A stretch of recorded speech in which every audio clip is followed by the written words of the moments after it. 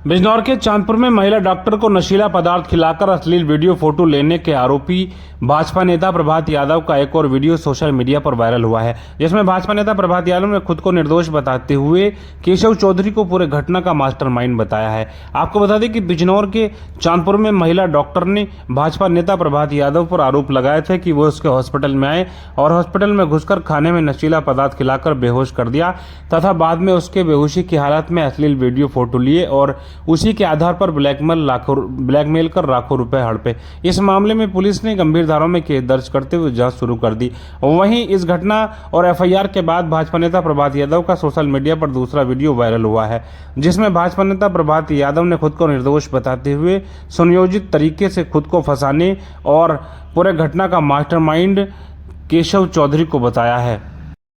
राम राम जी, मैं प्रभात Yadav social media के माध्यम से आप सभी के बीच आकर के आपको फिर से कुछ अवगत कराने आया हूं। किस प्रकार से मुझे फंसाने की कोशिश की जा रही है, मुझे राजनीतिक षड्यंत्र में फंसाया जा रहा है, कौन लोग ये काम कर रहे हैं, किसी से छुपा नहीं है। आज किस प्रकार से उस महिला के ऊपर दबाव बनाया गया होगा, डराया धमकाया होगा और जबरन उनसे ये चीज लिखवाई होगी, ये बात किसी को बताने की यहां पर आवश्यकता नहीं है।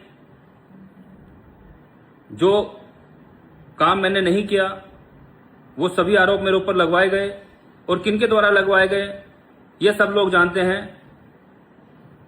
केशव चौधरी ने फर्जी तरीके से किस प्रकार से वीडियो बनाई, कैसे कैमरे लगाए घर के अंदर और उन घर के अंदर की बनी हुई वीडियो को एडिट करा, एआई से उनमें क्या क्या काम किया, यह सब जांच में एकदम सामने आ जाएगा। और केशव चौधरी को बचाने में जो लोग लगे हुए हैं उनका चेहरा भी किसी से छुपा हुआ नहीं है, किसका हाथ उसके सिर पर रखा हुआ है इस बात को भी बताने की आवश्यकता नहीं है। लेकिन मैं एक बात बिल्कुल क्लियर कहना चाहता हूं, सारे तथ्य सारे सबूत अब मेरे पास हैं। मैं पुलिस को जांच में सब सहयोग करूंगा, पुलिस जहां मुझे बुलाएगी मैं वहां जाऊंगा और दिखाऊंगा मैं एक एक सबूत कि किस प्रकार से मुझे फंसाया जा रहा है, जिसमें मेरी कोई दोष नहीं है, मेरी कोई गलती नहीं है। दूसरी बात कि महिला चिकित्सक के टोटल अकाउंट, फोन पे की हिस्ट्री, गूगल पे की हिस्ट्री, इवन उनके स्वर्गीय पति डॉक्टर सचिन के भी सारे अकाउंट की हिस्ट्री पुलिस जांच में जब पता करेगी तो उसमें दूध का दूध पानी का पानी हो जाएगा कि कौन कौन लोग थे, किन किन लोगों के अकाउंट्स में उनके द्वारा पैसे भेजे गए या कहां कौन किन का लेन देन था। मेरा अगर कहीं कोई स्टेटमेंट, मेरा कहीं एक भी कोई ट्रांजेक्शन निकले, मुझे पूर्ण रूप से राजनीतिक रूप से फंसाया गया है केशव चौधरी के द्वारा। और इन सब मेरी जितना भी मेरा नुकसान हुआ है, मेरी मानहानि हुई है, मेरे खिलाफ जितने भी चीजें, मेरे मानसिक प्रताड़ित हुआ हूं, मैं मानसिक शारीरिक रूप से प्रताड़ित हुआ हूं, इन सब का जिम्मेदार केशव चौधरी है। दूसरा विषय कि पार्टी ने मुझे पता चला कि पार्टी ने 3 लोगों की कमेटी बनाई है और 3 लोगों की कमेटी जांच करेगी। जांच करने के बाद जो दोषी पाया जाएगा उसे दंड मिलेगा।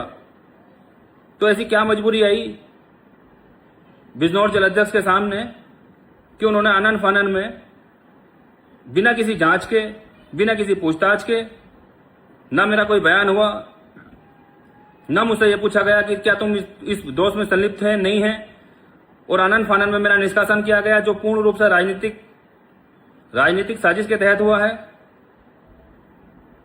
अरे किसी के महिला के या किसी भी व्यक्ति के द्वारा केवल एक आरोप भी तो मेरे ऊपर लगाया गया है।